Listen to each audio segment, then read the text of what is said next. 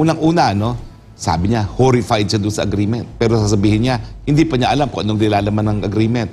Hello, ba't ka ba horrified? Eh, di mo pala alam kung ano pa yung agreement. Ngayon naman, secret daw.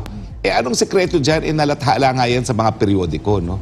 Tapos, yung pagsabi na hindi magpapadala ng ibang supplies at pagkain at tubig lamang, alam mo, walang ganyang pinangako ang Presidente Duterte. Ang sabi lang niya, siguraduhin niyong walang sundalo kong mamamatay.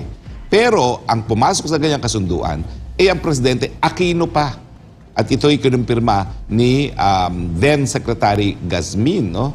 So, talagang pinupuruhan ngayon si PRRD dahil alam nila nagsasalita ng katotohanan si PRRD. Huwag na tayo mapaligoy-ligoy po. Yung magiging investigation sa House, yan ang ganti ng Kamara kay PRRD sa lahat ng mga sinabi niya laban sa Kamara, no? Pero wag naman sana makalibot ang mga miyembro ng Kamara bilang isang institusyon, dating kongresista rin ang ating presidente at dating presidente.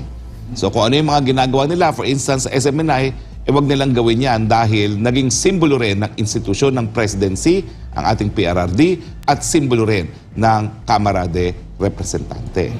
So, ewan ko kung paano sila magpo-proceed na secret daw. Eh, nalathala naman yan sa mga periodiko. Although, talaga namang ang nakaka-frustrate doon sa lumalabas ngayon sa Google, tanging GMA News lang, Reuters at South China Morning Post ang nag-report doon sa linathala ni then Secretary Delfin Lorenzana tungkol dito sa status quo agreement, no? Dapat kasi mas maraming media write-up na galing sa lokal dahil ito'y nakakaapekto sa Pilipinas mismo. Pero ewan ko, siguro natutulog yung ibang mga reporters habang naghihiring ng budget deliberations sa Department of Foreign Affairs, no? Pero mga partners, sigurado ako naroon ako sa pagpupulong na yon. Kaya naman hindi ko makalimutan itong status quo agreement na ito. Dahil yung mga panahon na yon, ako ay nasa Kongreso pa, ako ay Deputy Minority Floor Leader, ex-officio member ng lahat ng komite, kasama na yung Committee on Appropriations on Department of National Defense. Ang hindi ko lang alam kung ako nagtanong. Kasi sa lahat naman ng 300 plus members ng Kamara, ako lang talaga yung nag-aral tungkol dito sa West Philippine Sea, yung aking Master of Dissertation sa London, tungkol yan sa West Philippine Sea at na-publish pa nga sa London, sa journal sa London, no?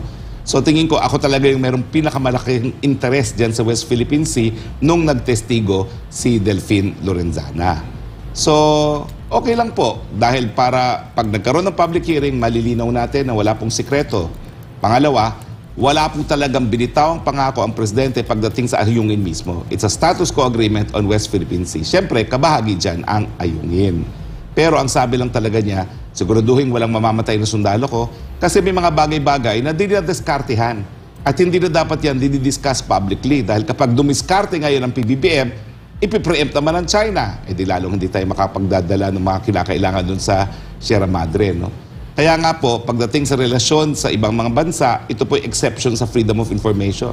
So hindi ko po alam kung anong gagawin ng Kamara dyan, pero pag pinilit nila magsalita, kung talaga nagdala ng repair materials at iba pang mga bagay dyan, lalo pong makalalala dyan. Baka mamaya mag-inspeksyon na ngayon ng China bago payagan ng tubig at saka ang pagkain. Ma-diskaril pa, pati kung ano man yung diskarte na gagawin natin. Pero sa akin pong malinaw na bulok-bulok naman yung Sierra Madre na yan, talagang merong diskarte involved po dyan. At wag nating alisin sa Presidente yung pagdidiskarte, no? Dahil yan naman talaga ay katangiang Pilipino. We do what we must do. Period, no? Kung tatanggalin pa nila yan, ano na mangyayari dyan, no? Siguro yun nga ang kulang sa administrasyon ni PBBM na it's complicated kasi among others, hindi siya makadiskarte. Okay? Pero tingin ko po, ang larangan ng panlabas na relasyon, hindi po yan para sa mga kuting. Yan po ay para sa mga tigre. Kinakailangan alam mo kung anong iyong pang-nasyonal na interest at talagang dapat makamit mo ang pang-nasyonal na interest. Kung kinakailangan mga gat, kinakailangan kumalmot, so be it.